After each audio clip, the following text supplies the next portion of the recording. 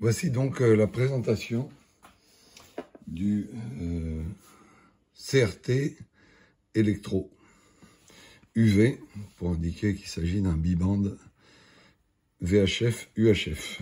Donc déjà, vous voyez que la boîte est toute petite. Donc vous imaginez que le poste n'est pas très gros. Alors à l'intérieur, on trouve le poste avec un cordon d'alimentation directement monté sur une prise allume-cigare avec fusible. Le micro qui fait également fonction avec un clavier. Et puis il y a, comme l'accoutumée, un peu du visserie, une molette, support de micro et le berceau de fixation qui vient ici en dessous ou au-dessus, qui permet de fixer l'appareil. Évidemment, chez nous, vous trouverez les manuels en anglais et également en français pour l'utilisation de l'appareil. Donc, nous allons le brancher sur une source d'alimentation 12 volts allume-cigare, ici.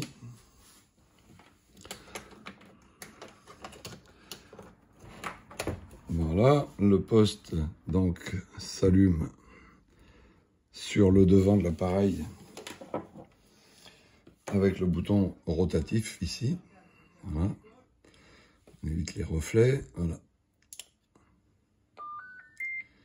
Voilà, le poste est allumé, il fait un petit bip de démarrage. Le micro se branche avec une prise RJ45 sur la façade avant de l'appareil. Voilà. Donc déjà, vous pouvez voir qu'il y a un bel écran couleur qui est plutôt bien lisible. On peut basculer donc de la bande principale à la bande secondaire juste avec la touche Main ici. On retrouve évidemment ces fonctions sur le micro. Je vous montrerai ça tout à l'heure. Et là, ici, on passe en mode mémoire. Voilà. Et après, vous faites défiler les mémoires sur les touches montée-descente ou sur le microphone. Voilà. Là, on est en affichage VFO. Donc là, on monte les fréquences ou on les descend avec les flèches ici. Vous avez une touche de fonction ici qui sert éventuellement à verrouiller l'appareil aussi si vous restez appuyé dessus. Voilà. Lock. Et déverrouillage de la même façon. Et quand vous appuyez brièvement, eh bien, ça vous défile les différentes fonctions de l'appareil, qui sont nombreuses, et que vous faites défiler ici. Voilà. Donc on peut régler le wide narrow, le reverse, talk around, les décalages pour les relais, empêcher l'émission, les tonalités diverses, bip, le temps d'émission maximum, 3 minutes, DTMF, le squelch, vous le réglez ici également sur les touches. Et vous avez le système de scan, l'éclairage du cadran, et il y a un système Vox que vous pouvez activer en restant appuyé sur la touche VM. Et vous pouvez régler également la sensibilité et le délai de retour en réception. Le Vox marche avec le micro d'origine éventuellement. Voilà, le 1750, si vous voulez afficher le canal ou la fréquence, et un menu Restore qui permet de repartir en version d'origine. Voilà. Pour sortir, vous appuyez sur la touche fonction tout simplement. Voilà, donc le moniteur, il ouvre le squelch, comme vous pouvez le constater, malgré la dimension relativement réduite de l'appareil, voire très réduite de l'appareil, le haut-parleur qui est en dessous donne un son très puissant pour la taille. Voilà, l'appareil, je vous fais le tour rapidement, vous voyez que c'est vraiment très compact.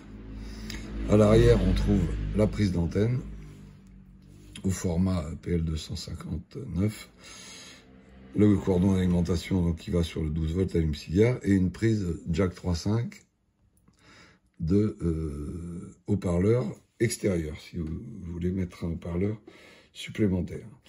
Voilà, il est muni d'un radiateur relativement bien dimensionné. Bon, vu de la taille, évidemment, il chauffe un peu, Mais ça, c'est naturel et c'est fait pour. Et c'est pour ça qu'il y a un petit sticker qui vous prévient que la surface peut être chaude, sans que pour autant, ça endommage l'appareil. Parce que c'est un poste qui, malgré sa taille, donc vous voyez, vraiment très petite, est VHF et UHF, mais aussi, il sort quand même jusqu'à 25 watts réels mesurés en VHF et une vingtaine de watts en UHF, réglable sur 3 puissances, ce qui est quand même pas mal. Voilà, et vous avez donc le micro sur lequel vous retrouvez pratiquement toutes les fonctions de l'appareil, les touches montée descente, le micro se situe là, la pédale d'émission ici, et vous retrouvez tous les menus en accès direct en fait sur le clavier, menu de squelch, menu de tone, menu de répéteur, mémoire ou VFO, fréquence principale ou fréquence secondaire, vous pouvez la changer depuis le micro directement, ce qui est quand même, voilà, on voit là, hop, quand j'appuie sur main, la fréquence change sur l'appareil. Pédale d'émission, support micro, c'est un appareil qui, vraiment, compte tenu du prix très raisonnable et de la taille, est quand même assez sympathique avec l'écran couleur.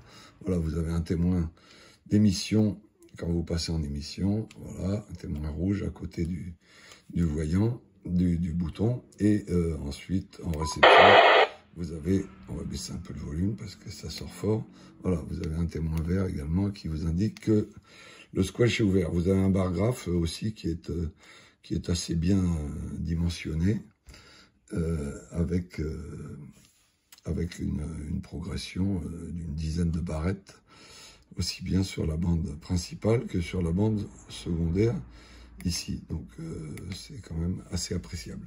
Et toutes les fonctions s'affichent dans l'écran, donc le code CTCSS, vous pouvez l'activer, le DCS, le wide narrow, la puissance haute est indiquée ici dans le coin de l'écran, etc.